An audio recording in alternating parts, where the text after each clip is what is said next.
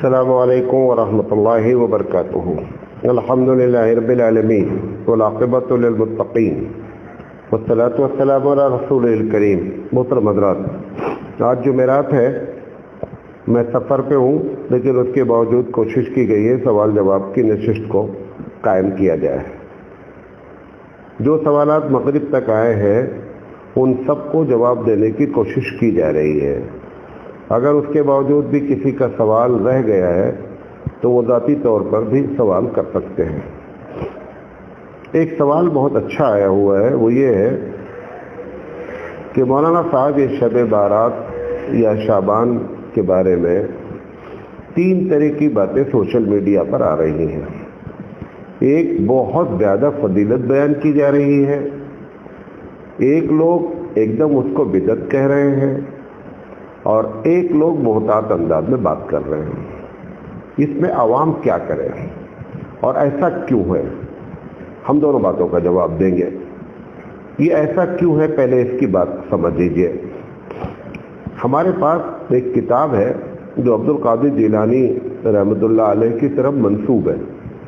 وہ کتاب عربی میں ہے۔ اس کتاب کا نام ہے غنیۃ الطالبین۔ غنیۃ الطالبین کا ترجمہ اردو میں کیا گیا ہے۔ غنیۃ الطالبین میں جس نے ترجمہ کیا ہے، یہ جو میں بات آپ کو کہہ رہا ہوں، یہ بہت بڑے محقق مولانا مفتی راشد کاندھلوی، جو اس وقت کے بڑے محققین میں ہیں تاریخی لحاظ سے اور اسلامی معلومات کے لحاظ سے، انہوں نے یہ بات مجھے ڈائریکٹ بتائی ہے کہ سراج صاحب، یہ جو غنیۃ الطالبین ہے، اس کی عربی عبارت اور اردو عبارت میں 100 صفحے کا کم سے کم لوگوں نے اپنی طرف سے داخل کر دیا ترجمے کو۔ وہ جو صرف بندے نے داخل کیا ہے 100 صفحے، اس میں اتنی بے تکی باتیں ہیں جس کو آپ تصور بھی نہیں کر سکتے۔ کوئی بھی چیز اس 100 صفحے میں، جیسے شعبان کے بارے میں، 10 محرم کے بارے میں، ہر دن کی نماز کے بارے میں، یہ ساری چیزیں جو ہے وہ داخل کی گئی اس میں۔ اب عوام چونکہ اتنے بڑے آدمی کی طرف کتاب منسوب ہے کہ وہ اس کا مصنف ہے، جو عبد القادر جیلانی رحمۃ اللہ علیہ، ایک بہت بڑے عالم، ایک بہت بڑے صوفی، ایک بہت بڑے اللہ والے ہیں۔ اب ان کے نام پر جب لوگوں نے کتاب کو دیکھا تو اس کتاب سے جس نے بھی پڑھا اس نے شعبان کی فضیلت بیان کرنا شروع کر دیا۔ یہ پہلی وجہ ہے کہ اختلاف کیوں ہوا۔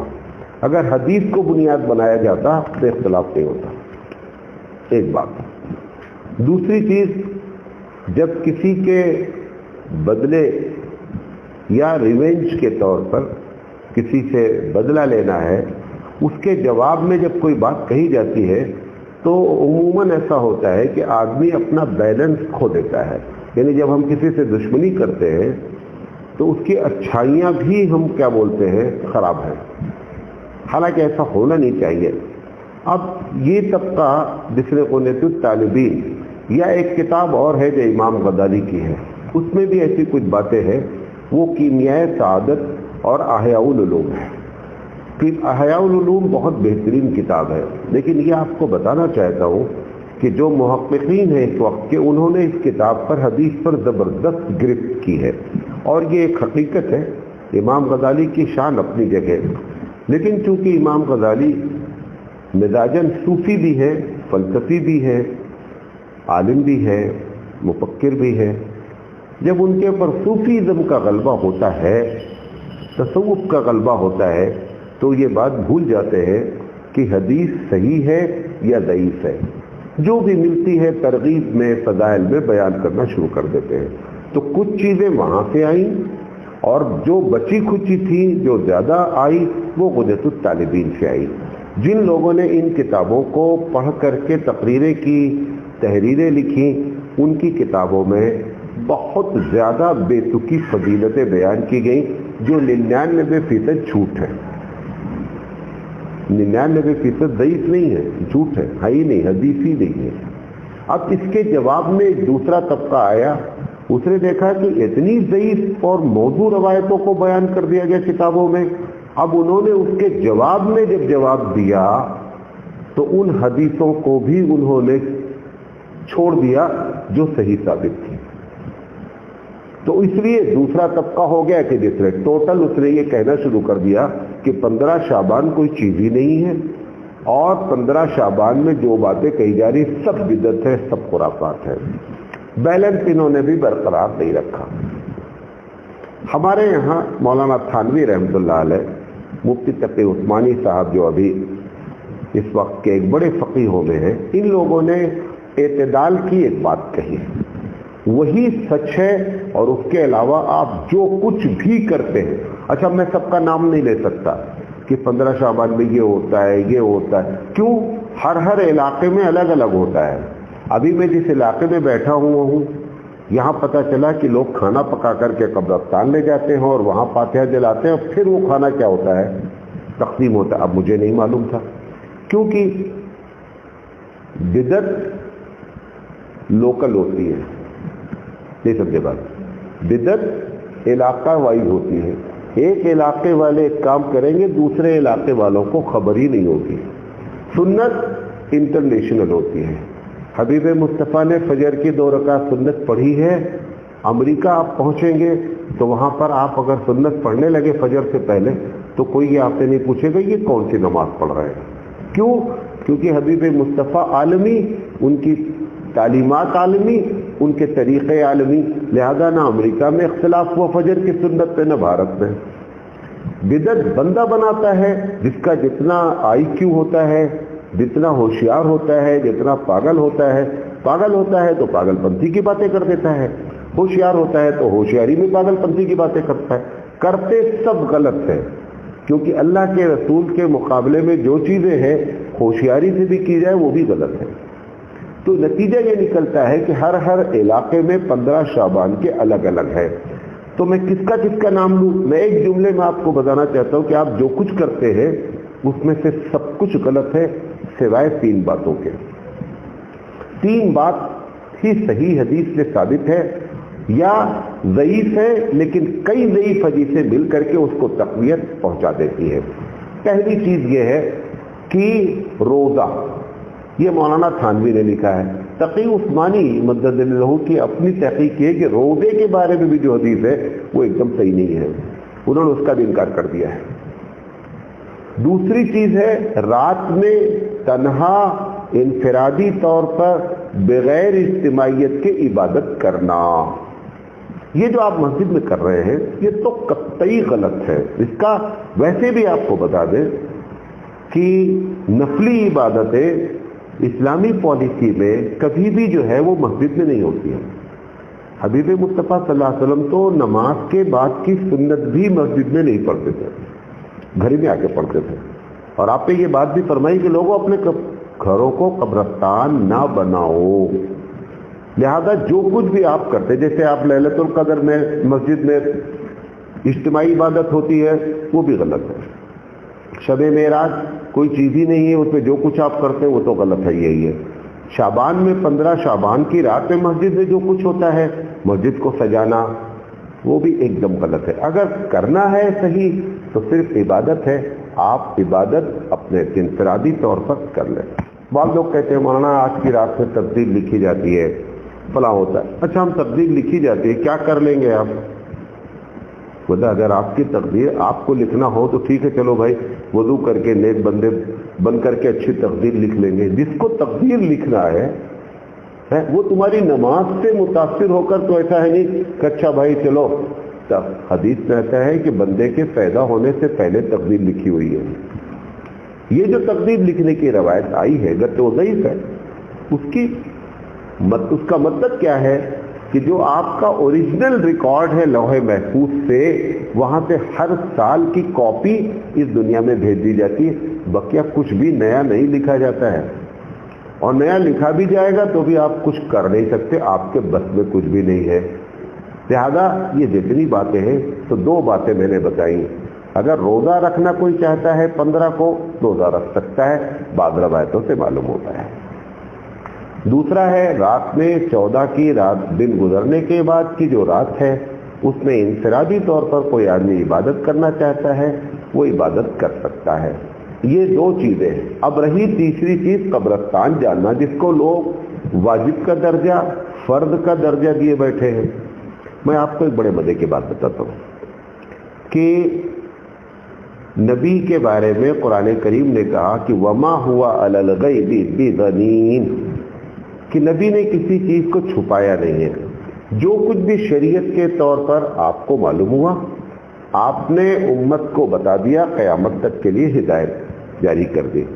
سوال یہ ہے کہ جس قبرستان جانے کو اتنی اہمیت دی جا رہی ہے، اللہ کے رسول صلی اللہ علیہ وسلم 10 سال مدینے میں رہے. مکے میں تو کبھی 15 شعبان آیا ہی نہیں لگتا ہے. مکے میں سوال یہ ہے کہ 15 شعبان کی اگر فضیلت ہے تو مکے کی بھی حدیث ہونا چاہیے نا.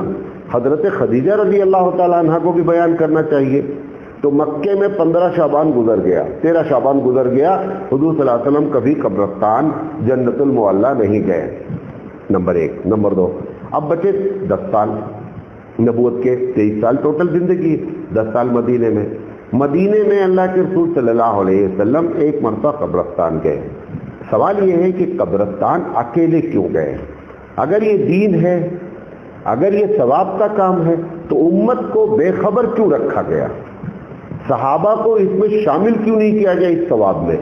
یہ اللہ کے رسول صلی اللہ علیہ وسلم اتفاقاً اٹھے اور سیدھے قبرستان چلے گئے اور جا کر وہاں دعائے مغفرت کی. وہ اتفاق سے حضرت عائشہ صدیقہ رضی اللہ تعالیٰ عنہ فرماتی ہے کہ میں نے وہ نوٹ کیا تو وہ تاریخ کیا تھی؟ وہ 15 شعبان تھی. بس اس کو لوگوں نے پکڑ لیا. اچھا چلو مان لیا.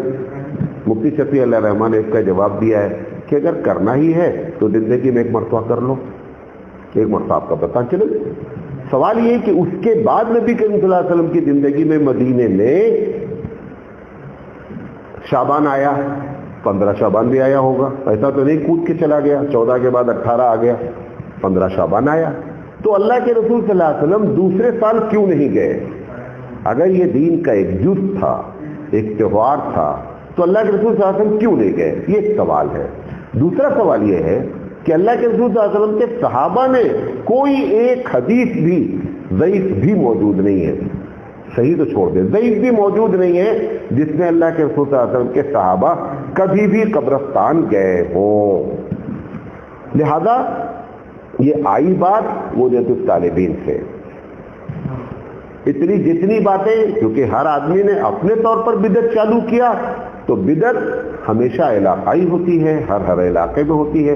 بہرحال خلاصہ کلام یہ ہے کہ ایک جواب دینا چاہتا ہوں، آپ جو کچھ کر رہے ہیں سب غلط کر رہے ہیں، سوائے روزہ رکھنے کے، رات میں انفرادی عبادت کرنے کے اور زندگی میں ایک مرتبہ قبرستان جانے کے.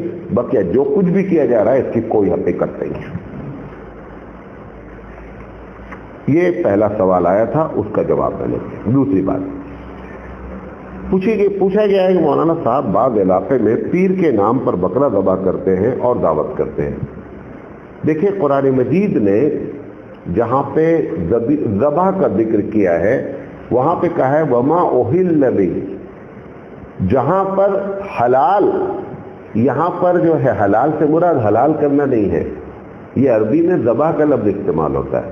وما اہل بغیر اللہ، کہ جو چیز اللہ کے نام کے علاوہ منسوب کی گئی، جیسے آپ نے کہا کہ یہ عبد القادر جیلانی رحمۃ اللہ علیہ کے نام کا بکرا ہے، یہ پیر صاحب کے نام کا بکرا ہے، اس پر آپ پورا قرآن پڑھ کر کے بھی ذبح کر دیں تو بھی اس کا گوشت کھانا جائز نہیں ہے. بسم اللہ اللہ اکبر تو درکنار ہے، پورا قرآن بیٹھ کر پڑھو اور پھر ذبح کرو پھر بھی جائز نہیں ہوتا ہے. کیونکہ ایک چیز کو آپ نے پہلے کیا کر دیا، منسوب کر دیا غلط. جب غلط منسوب ہو گیا تو ایسی شکل میں اب اس کا کھانا اس گوشت کا جائز نہیں ہے. بعض لوگ کہتے ہیں مولانا صاحب، بھائی ڈسٹرب نہیں کرتے، بعض لوگ کہتے ہیں کہ مولانا صاحب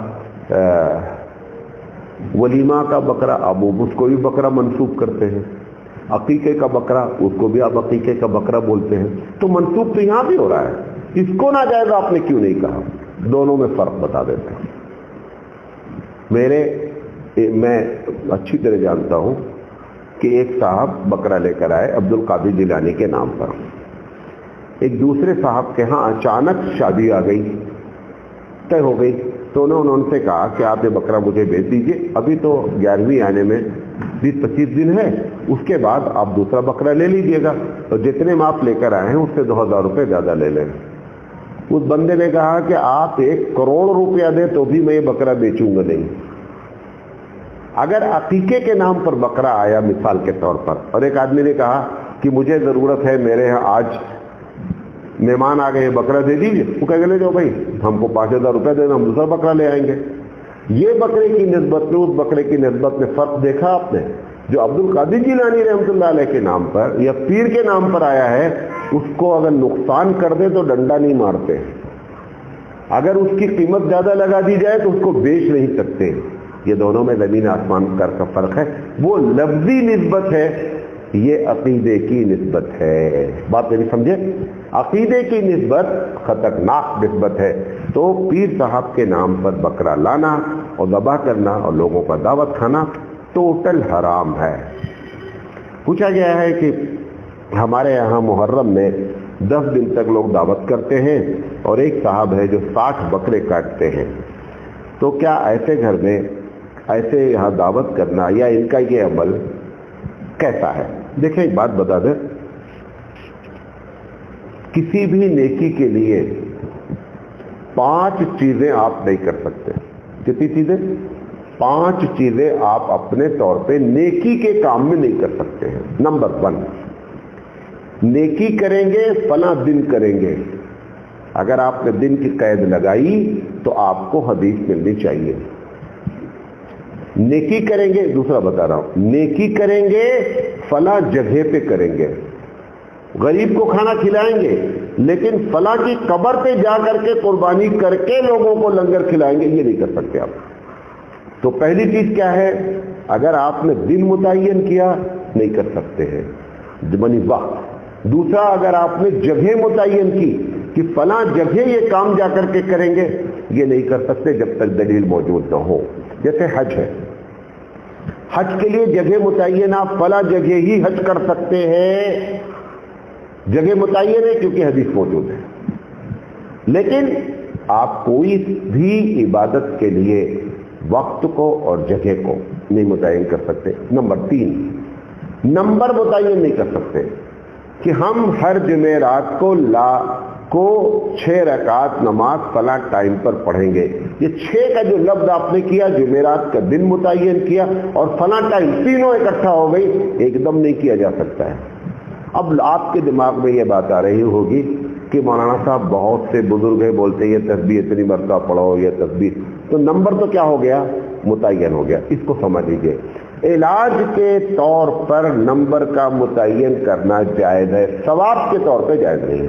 وہ کہتے ہیں کہ اگر آپ ایک تسبیح استغفار کی پڑھو گے روزانہ تو آپ کے دل سے جو لوگوں کے بارے میں حسد پیدا ہوتا ختم ہو جائے۔ یہ علاج ہے، یہ ثواب نہیں ہے، یہ علاج ہے۔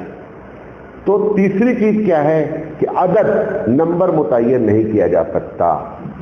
چوتھی چیز ہے حیت متعین نہیں کی جا سکتی۔ حیت سے مراد یہ ہے کہ ایسے بیٹھیں گے، ایسے کھڑے ہو کر کے کریں گے، یہ آپ حیت متعین نہیں کر سکتے۔ اور 5ویں چیز اس میں یہ ہے کہ اس کام کو لازم نہیں جانیں گے۔ اگر لازم جان گئے تو دلیل چاہیے، بقیہ 4 چیزیں اگر آپ نے اپنی طرف سے کی تو دلیل چاہیے۔ اب یہ جو محرم میں 10 دن کریں گے، اس کے لیے دلیل چاہیے۔ آپ روز بکرا کاٹیں، سینکڑوں غریبوں کو کھلائیں، کوئی مسئلہ نہیں، لیکن محرم کی پہلی تاریخ سے 10 تاریخ تک کریں گے، اس کے لیے دلیل چاہیے۔ لہذا یہ 5 چیزیں انسانی بس میں نہیں ہے کہ وہ ثواب کے کام میں اپنے طور پر متعین کریں۔ یہ پالیسی آپ کو بتا رہا ہوں، اور جہاں پر بھی نمبر آپ کو نظر آیا ہے، کوئی بزرگ نے بتایا ہے، آپ اس پر غور کر لیجئے گا، وہ سب بطور علاج ہوگا، ثواب کی بات اس میں نہیں کہی گئی، اور اگر ثواب کی بات کہی ہے کسی نے تو غلط کہا ہے۔ لہذا یہ ایسا کرنا یہ بدعت ہے، یہ قطعی جائز نہیں ہے۔ پوچھا گیا ہے کہ کچھ لوگ ایسے ہیں کہ لیڈر ہوتے ہیں یا یہ کہ لوگوں کا دل رکھنے کے لیے انہیں معلوم ہے کہ اس نے جو کھانا ہمارے لیے بنائے ہیں ناجائز ہے، جا کے کھا لیتے ہیں اس کا دل رکھنے کے لیے، اور پھر آ کر کے کچھ پیسہ صدقہ نکال دیتے ہیں کہ جو میں نے گناہ کیا ہے اس کا کفارہ ہے. سب سے پہلی بات جان لیں کہ کفارہ کا متعین کرنے والا اسلام ہے، آپ کی ذات نہیں ہے. قرآن نے کہیں کہا ہے کہ سور کھا لو موقع پڑے اور پھر کفارہ دے دو، قرآن نے کہا ہے، حدیث میں ہے. کہیں لکھا ہوا ہے کہ حرام چیز کھا لو، ایک مردار جانور ہے، سستا ملتا ہے. بہت سے غیر مسلم ہوٹل والے جو مرغیاں مر جاتی ہیں ان کو بھی لے جا کے کاٹ دیتے ہیں. اسی لیے کبھی بھی غیر مسلم ہوٹل میں نان ویج نہیں کھائیں آپ. جو مرغی 100 روپے کی ملتی ہے وہ جا کر کے 30 روپے میں خرید کے لے کر آتا ہے اور کاٹ دیتا ہے. اس کے نزدیک نہ حرام ہے نہ حلال، آپ کے لیے جائز نہیں. اب آپ سوچے چلو یار کھا لیتے ہیں، بعد میں 50 روپیہ کسی غریب کو صدقہ کر دیں گے، یہ ایک دم غلط ہے.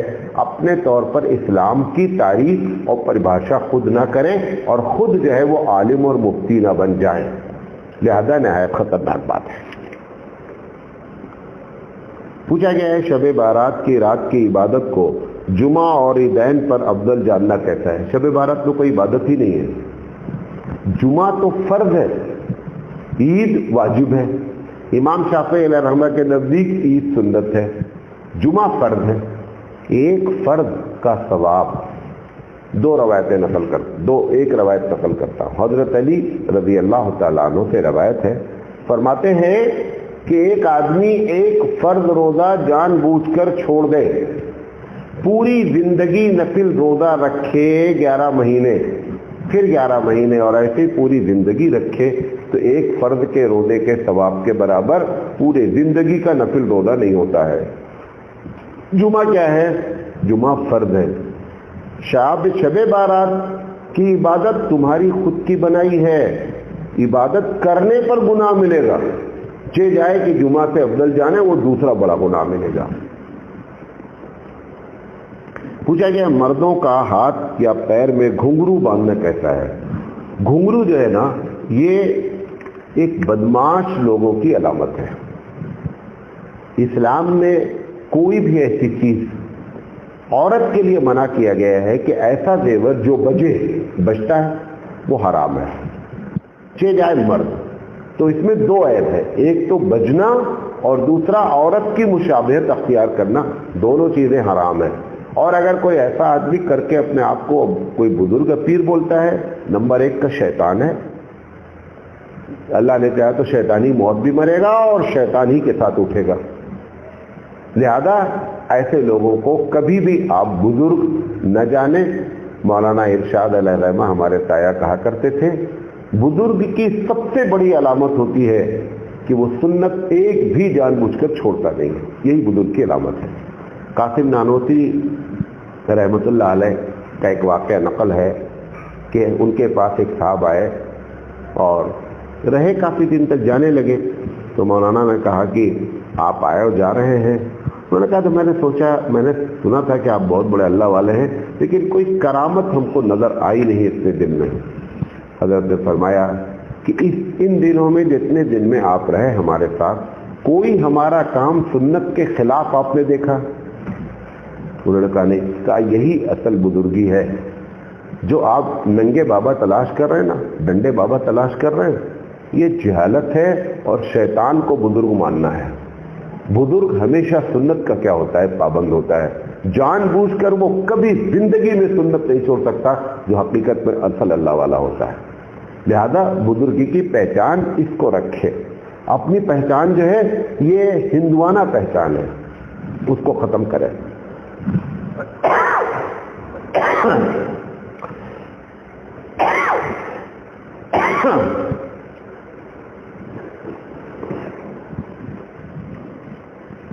سوال آیا ہوا ہے کہ کیا حضور اکرم صلی اللہ علیہ وسلم رمضان کے بعد سب سے زیادہ روزے شعبان میں رکھتے تھے؟ یہ صحیح بات ہے، یہ صحیح حدیث ثابت ہے، سیاستہ کی حدیث ہے کہ اللہ کے رسول صلی اللہ علیہ وسلم رمضان کے بعد سب سے زیادہ روزے شعبان میں رکھتے تھے. اور ہمارے علماء بھی اس بات کو حدیث کے مطابق بیان کرتے ہیں. لہذا یہ نہیں سمجھنا چاہیے کہ شعبان میں روزہ رکھنا ہی منع ہے. وہ فکس کر کے جو 15 دن رکھنے والی بات ہے اس کے بارے میں نے ساری باتیں کی ہیں آج.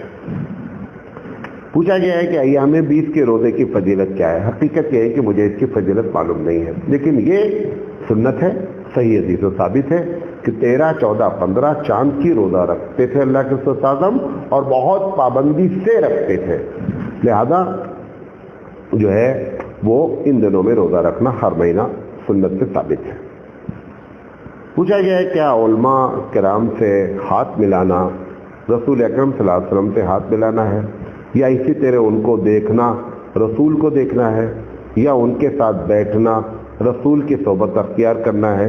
یہ ایک عالم ایسا بیان کر رہے تھے، مولانا صاحب اس کی وضاحت کریں۔ دیکھیں عالم دو طریقے کے ہوتے ہیں، ایک عالم وہ ہوتا ہے جو واقعی میں عالم ہے، ایک وہ عالم ہوتا ہے جو سنی سنائی باتیں لوگوں کو بیان کرتا ہے، یہ سنی سنائی بات ہے، ایسی کوئی حدیث نہیں ہے، اور اگر انہوں نے حدیث کا نام لے کر کے بیان کیا ہے تو اللہ کے رسول پہ جھوٹ باندھا ہے۔ اور بخاری کی روایت ہے کہ من کذب علی متعمدا فلیتبوأ مقعدہ من النار، کہ جو آدمی مجھ پر جان بوجھ کے جھوٹ بولے وہ اپنا ٹھکانہ جہنم بنا لے۔ لہذا ایسی کوئی روایت موجود نہیں ہے میرے علم میں، خاص کر اگر آپ کو کبھی مل جائے تو میرا نمبر ہمیشہ واٹس ایپ پہ جاتا ہے، آپ مجھے بھیج دیجیے گا، لیکن میں آپ کو پورے وثوق سے بتاتا ہوں کہ یہ کوئی ایسی حدیث موجود نہیں ہے۔ مولانا صاحب ایک سوال یہ بھی آیا ہوا ہے کہ ایک عالم صاحب یہ کہہ رہے تھے کہ جس قبرستان میں عالم چلا جاتا ہے وہاں 40 روز تک اس قبرستان میں کسی بھی آدمی کو عذاب نہیں ہوتا ہے، اس کی کیا حقیقت ہے؟ یہ بھی ایک دم جھوٹ ہے، اس کی بھی یہ کوئی روایت نہیں ہے۔ اگر یہ معلوم ہو یہ روایت صحیح ہے تو علماء کی ایک ذمہ داری لگا دینی چاہیے، ہر قبرستان میں روزانہ چلے جائیں، 40 دن تک وہاں سے لوگوں کا عذاب ٹل جائے، اس سے بڑی رہے تو لوگ علماء کو تو خرید دیں گے کہ بھیا چلو 5 منٹ کے لیے ہیں، اور سب لوگوں کے عذاب کو آپ بچا دیجئے پہنچ کر کے۔ جب آدمی اصل میں اپنی طرف سے باتیں کرتا ہے نا تو بھول جاتا ہے کہ اس پر کراس کوسچن کیا بنیں گے، اس پہ سوالات کتنے آئیں گے، کہاں سے آئیں گے، وہ بیچارہ اس بات کو بھول جاتا ہے، اور واہ میں فضائل میں لوگ جو ہے وہ، حالانکہ آپ کو یہ بھی بتا دوں، میں علماء کو بتانا چاہتا ہوں کہ اب پبلک سوشل میڈیا کی وجہ سے اتنی بیوقوف نہیں رہ گئی ہے جتنا 5 سال پہلے تھی، کہ 5 سال پہلے تک آپ ایسی باتیں کہتے نا تو ہو سکتا ہے ان کو ہضم کر لیتے، لیکن اب یہ ہضم نہیں ہوگی۔ بہت محتاط انداز میں گفتگو کیا کریں، چاہے اسٹیج سے، چاہے جمعہ سے، اور چاہے سوشل میڈیا پر۔ اب دنیا بہت ہوشیار ہو گئی ہے، اور دنیا کی ہوشیاری کی وجہ سے اگر آپ کے منہ پہ کوئی آپ کو نہیں بولے گا لیکن پیچھے جا کر آپ کا مذاق اڑائے گا، لہذا اس کا خیال رکھنا چاہیے۔ پوچھا گیا ہے کہ مولانا صاحب ہر نبی کو اللہ تعالیٰ نے آزمایا، کیا یوسف علیہ السلام کی آزمائش ان کی خوبصورتی تھی؟ نہیں، یوسف علیہ السلام کی آزمائش کنویں میں ڈالنا، یوسف علیہ السلام کی آزمائش جیل میں رہنا، یہ آزمائش تھی جو اللہ تعالیٰ نے یوسف علیہ السلام پہ ڈالی، اور یوسف علیہ السلام اس پہ کھرے اترے۔ پوچھا گیا ہے کہ کیا فجر کی نماز فرض پڑھ لینے کے بعد جب تک سورج نہ نکلے اور اشراق کا وقت نہ ہو قرآن کی تلاوت کرنا بھی منع ہے؟ ایک دم غلط بات ہے، یہ نفل نماز پڑھنا منع، یہ بھی آپ کو بتا دیں۔ فرض نماز بھی پڑھی جا سکتی ہے، مطلب آپ نے فجر کی نماز پڑھ لیا فرض، اب آپ کو یاد آیا کہ میری کل کی فجر چھوٹ گئی تھی، وہ آپ اس کے بعد پڑھ سکتے ہیں، صرف نفل نماز منع ہے، فرض نماز نہیں منع ہے۔ فرض نماز صرف 3 ٹائم میں منع ہے، جب سورج نکل رہا ہو تو کوئی نماز نہ پڑھی جائے، نہ سنت نہ فرض، جب سورج ڈوب رہا ہو نہ سنت پڑھی جائے نہ فرض پڑھی جائے، یا یہ کہ جب زوال کا وقت ہو، ایسے 3 وقت کے علاوہ بقیہ فرض نماز کسی وقت بھی پڑھی جا سکتی ہے۔ جو مکروہات نماز کا ذکر ہے، خاص کر عصر کی نماز کے بعد سے لے کر سورج ڈوبنے تک، فجر کی نماز سے لے کر سورج نکلنے تک، یہ مکروہ وقت کہلاتا ہے۔ یہ مکروہ وقت سنت نماز کے لیے ہے، نفل نماز کے لیے ہے، فرض نماز کے لیے نہیں ہے۔ فرض نماز آپ کسی وقت پڑھ سکتے ہیں۔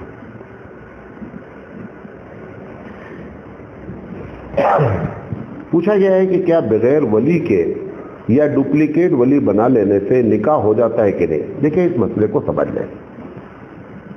امام شافعی علیہ الرحمہ کا کہنا یہ ہے کہ اگر شادی ہو رہی ہے تو ولی ہونا شرط ہے لڑکی کی طرف سے، دونوں کو راضی ہونا شرط ہے اور دونوں کے درمیان میں 2 مسلمان گواہوں کا ہونا لازم ہے اور مہر. ان کے نزدیک یہ 4 باتیں ہیں. امام ابو حنیفہ رحمۃ اللہ علیہ کا کہنا ہے کہ اگر لڑکی یا لڑکا نابالغ ہے تو یہ 4 باتیں ہمارے نزدیک بھی لازم ہیں. لیکن اگر لڑکی یا لڑکا بالغ ہے، دونوں بالغ ہیں، تو ولی اگر ہو جائے تو اچھی بات ہے. اگر ولی موجود نہیں ہے تو پھر ایسی شکل میں نکاح ہو جاتا ہے. 2 شرطیں پائی جائیں پلس مہر، دونوں کا راضی ہونا اور 2 مسلمان گواہوں کا ہونا اور مہر. مہر اگر نہ بھی ذکر کرے گا تو بھی نکاح ہو جائے گا، بعد میں مہر متعین کر لی جائے گی.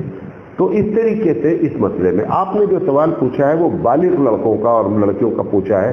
لہذا اگر وہاں پر ولی کوئی اپنے آپ کو ڈپلیکیٹ بنا لیا کہ میں ولی ہوں، لیکن اس کے ساتھ 2 مسلمان گواہ موجود رہے اور دونوں راضی رہے تو پھر ایسی شکل میں نکاح ہو جاتا ہے.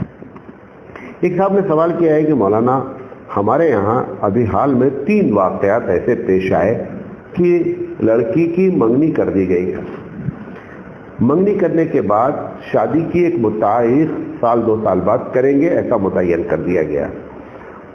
اب اس کے بعد لڑکی کو لڑکے نے ٹیلی فون بھیجا دیا اور مستقل باتیں کرتا ہے، ملتا ہے، سب کچھ کرتا ہے، اور جب کوئی کچھ کہتا ہے تو بولتا ہے میری منگیتر ہے. یہ شرعی حکم کیا ہے؟ یہ ایک دم حرام کام ہے. سب سے پہلی بات تو میں مشورہ دوں گا کہ منگنی کے بعد ٹائم زیادہ دیا ہی نہ جائے. انہوں نے کہا کہ ہمارے یہاں ابھی حال میں 3 کیس ہوئے کہ منگیتر کو وہ لڑکا لے کر کے بھاگ گیا. باپ نے 2 سال بعد شادی رکھی تھی، انہوں نے جا کر کے پہلے ہی شادی کر لیا. کیوں؟ کیونکہ انہوں نے ٹائم بعد زیادہ رکھا. خیر میں تو کہتا ہوں اس نے اچھا کیا کہ وہ گناہ کرنے کے بجائے اس نے نکاح کر لیا. بھائی 2 سال بعد ہوتا، اس نے 2 پہلے کر لیا، بچہ تو نہیں ہوا نا، اور تو کچھ تو ہوا نہیں. بھائی شادی تو پہلے ہی طے ہو گئی تھی، لہذا وہ گناہ سے بچنے کے لیے اس نے نکاح کر لیا، اچھی بات ہے. لیکن میں یہ بات کہنا چاہتا ہوں کہ منگنی کرنے کے بعد جو ہے وہ وقت زیادہ لمبا نہیں دینا چاہیے. ایک سوال آیا ہوا ہے کہ مولانا لڑکی کو دکھانا لڑکے والوں کو یہ کہاں تک جائز ہے اور اس کا کیا اصول ہے؟ یہ بات جو میں اس سوال کا جواب ہے جو میں دینے جا رہا ہوں، اس کو غور سے سنیں. لڑکی دیکھنا سنت ہے، دکھانا سنت ہے، پہلے نوٹ کریں اس کو. لڑکی دیکھنا سنت ہے، دکھانا سنت نہیں ہے. صحابی آ کر کہتے ہیں کہ میری شادی فلاں جگہ طے ہوئی ہے. حضور صلی اللہ علیہ وسلم نے فرمایا کہ جس خاندان کی آپ بات کر رہے ہیں وہاں کی لڑکیوں کے آنکھ میں کچھ عیب ہوتا ہے، ذرا آپ ایسا ہے کہ لڑکی دیکھ لیجئے گا. انہوں نے کسی طریقے سے پانی بھرنے آئی ہے، جیسے بھی آئی، الگ الگ روایتیں، انہوں نے دیکھ لیا.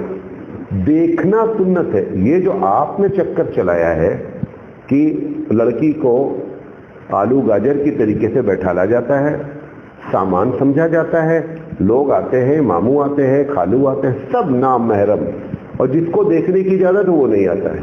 یہ مزے کی بات دیکھیے، لڑکی کو اجازت ہے، اس کو لاتے ہی نہیں ہے.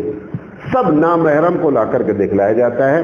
اور کبھی کبھی ایسا بھی ہوتا ہے کہ وہ کہہ دیتے ہیں کہ مجھے پسند نہیں ہے. سوال یہ ہے کہ کسی بھی بدصورت آدمی کو آپ جا کر بول دیں کہ آپ مجھے پسند نہیں، اس کے دل پہ کیا گزرے گی؟ یہ جو تم نے چلایا چکر دکھلانے کا، یہ سنت نہیں ہے.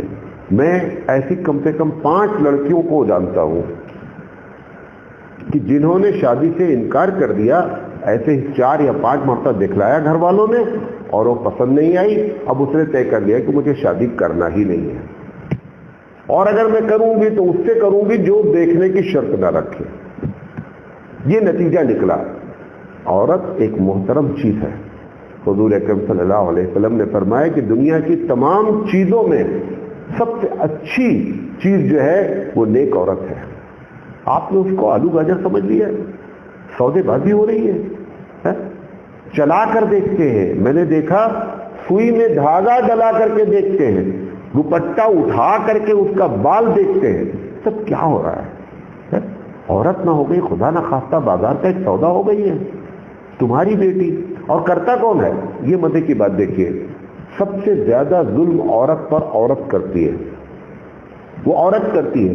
حالانکہ اس نے بھی جھیلا ہے، اس ماں نے بھی جھیلا ہے، لڑکے کی ماں جو کرتی ہے اس کو پھر بھی شرم نہیں آتی ہے کہ میں جو ہے یہی کام جو ہمارے ساتھ برا ہوا، کم سے کم آدمی نصیحت پکڑے اور زندگی میں یہ طے کر لے کہ میں یہ کام نہیں کروں گا۔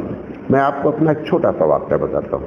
میری بہن کی شادی ہوئی، بڑی بہن کی، میں بہن کو رخصت کرانے گیا، 1980 کی بات ہے۔ وہاں گھر والوں نے کہا کہ ہم آج رخصت نہیں کریں گے۔ میں نے کہا وجہ کیا ہے؟ مجھے کوئی بتائیے، آپ نے کہا تھا آئیے، میں آیا۔ انہوں نے کہا بس اگر بھائی کہ ہم لڑکے والے ہیں، ہماری چلے گی۔ میں نے اس دن طے کیا، جو میں نے جھیلا، مجھے تکلیف پہنچی، کہ میں نے طے کیا کہ میں اپنی بیوی کو جب وہ کہیں گے ہم ان کو بھیج دیں گے۔ اور آج 35 سال 34 سال میری شادی کو ہو رہے، کوئی گھر والے ان کے ہاتھ تک لینے نہیں آئے، جب وہ کہتے ہیں میں پہنچاتا ہوں۔ ماں کہتی ہے کہ مجھے اپنی بیٹی سے ملنی ہے، ہم نے کہا آپ کو جب کہیے میں پہنچاتا ہوں، ہوائی جہاز سے پہنچاؤں، ٹرین جیسے بھی پہنچاؤں۔ تو میرا یہ کہنا ہے کہ آدمی جو چیز جھیلتا ہے اس سے نصیحت حاصل کرے۔ مجھے تکلیف پہنچی کہ میری بہن کو رخصت کرنے کے لیے لڑکے والوں نے لڑکے پن کر دکھلایا، میں نے طے کیا کہ میری شادی جس سے ہوگی میں کبھی اس کو رخصت کرنے میں پرابلم نہیں کروں گا۔ تو اگر تم ماں ہو لڑکے کی اور تم نے دیکھا ہے کہ ہم کو دیکھا گیا، کیا کیا ہمارے دل پر گزری، وہی آپ دوسری عورت پر گزار رہی ہیں، آپ کو شرم نہیں آتی ہے؟ خدا کا خوف کھائے، عورت کا احترام کریں۔ میں مردوں سے نہیں کہہ رہا، میں عورتوں سے کہہ رہا ہوں، یہ ساری پرابلم عورتیں کرتی ہیں۔ لہذا دیکھنا سنت ہے، دکھانا سنت نہیں ہے۔ بڑے بڑے شریف لوگ کہتے ہیں کہ ٹھیک ہے بھائی آپ آئیے میری لڑکی کو دیکھ لیجئے، یہ جو آپ کہہ رہے ٹھیک ہے، مجبوری ہوا کہ الگ بات ہے، لیکن آپ یہ سمجھے کہ سنت ہے، سنت دیکھنا ہے۔ دیکھنے کا طریقہ کیا ہو سکتا ہے؟ بچی کالج میں پڑھتی ہے، دیکھ لیجئے، بچی کسی شادی میں گئی ہے، دیکھ لیجئے، کسی فنکشن میں گئی ہے، دیکھ لیجئے، کسی دوسرے کے گھر میں وہ گئی ہے، وہاں جا کر اس کے گھر جانا، پلاننگ کرنا، 5 مرتبہ گاڑی سے لگ کر آنا اور ٹھوس کر کے کھانا کھانا اس کے گھر میں اور پھر انکار کر دینا۔ کہ ایک نکاح میں ایک محفل میں گئے، بہت قریبی ہمارے تھے، تو 80 لوگ آئے منگنی میں۔ کتنے؟ 80 آدمی۔ کہنے لگے مولانا صاحب یہ نکاح کا سنت طریقہ بتا دیجیے۔ مولانا ہے فری میں ملے ہیں، تقریر کرا لو۔ میں نے کہا ایک تو پہلی سنت آپ نے ادا کی جو 80 آدمی آئے ہو۔ ہم نے کہا یہ سنت آپ نے ادا کی، کیوں مذاق اڑاتے ہو دین کا یار؟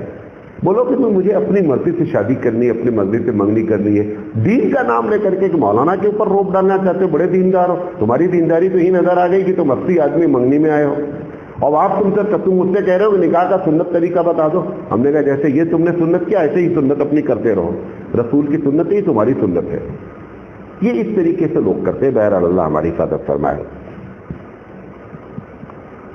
ایک صاحب نے سوال کیا ہے کہ ایک صاحب کہہ رہے تھے، انہوں نے گفتگو ہوئی تو انہوں نے کہا کہ ہم لوگوں کو علماء کے تابع رہنا چاہیے اور علماء کی بات سننی چاہیے۔ سامنے والی نے کہا کہ ان علماء کی بات کیا سنیں، یہ تو ہمارے صدقات اور ہمارے زکوٰۃ پر پلے ہوئے ہیں، ان کی بات کیا ماننا ہے؟ یہ کہنا کہاں تک صحیح ہے؟ سب سے پہلی بات میں ان سے جاننا چاہتا ہوں، وہ مولانا صاحب جنہوں نے کہا، یا وہ عام آدمی جس نے یہ بات کہی کہ ایک عالم زکوٰۃ پر ہماری پلا ہے، جیسے انہوں نے کہا ان کی ساری زکوٰۃ اب قبول ہو ہی نہیں سکتی۔ پہلا جملہ تو یہ جان لے وہ اپنے طور پر۔ دوسری چیز، کیا زکوٰۃ اگر کسی غریب کو دے دی گئی تو اس کی غربت کی وجہ سے اس کا درجہ ڈی گریڈ ہو جاتا ہے؟ درجہ ڈی گریڈ ہو جاتا ہے؟ حضرت بریرہ صحابیہ ہیں، کون ہیں؟ صحابیہ ہیں۔ نبی کریم صلی اللہ علیہ وسلم کے گھر میں زکوٰۃ آئی، بریرہ کو دی گئی تو بریرہ کی ویلیو ختم ہو گئی؟ بریرہ کی ویلیو ختم ہو گئی کہ بریرہ نے زکوٰۃ دے دیا؟ یہ کہاں کی شرافت ہے؟ اللہ تعالیٰ نے اس غریب کو جو زکوٰۃ کھایا ہے اس کے بارے میں کیا کہا ہے کہ 500 سال پہلے اس امیر سے جنت میں جائے گا جو زکوٰۃ ادا کیا ہے۔ اگر زکوٰۃ کھانے سے ویلیو ختم ہوئی ہے کہ ہم اس کی کیا بات ہے، وہ ہماری زکوٰۃ کھایا ہے، آپ بولیں ہماری دشمنی ہے عالم سے، وہ اس کو ہم مانتے ہیں، ہم اس کو قبول کرتے، ٹھیک بھائی آپ دشمنی کریں، آپ پڑوسی سے دشمنی کرتے، آپ عالم سے دشمنی کریں، لیکن جو آپ نے دلیل دی ہے وہ نہایت خطرناک دلیل ہے۔ 500 साल पहले गरीब तुमसे ज़कात वालों तुमसे अदा करने से पहले 500 साल पहले वो जन्नत पे जाएगा, अगर तुमने ऐसी ज़कात अदा की है जो आप कह रहे हैं। अपने होश के नाखून लें। पूछा गया क्या दाढ़ी मुंडाने वाला मुर्तद हो जाता है? नहीं, दाढ़ी मुंडाने के बारे में इमाम आज़म का फतवा यह है कि फासिक होता है, मुर्तद नहीं होता है। मुर्तद अगर होगा तो उसकी सजा कत्ल है।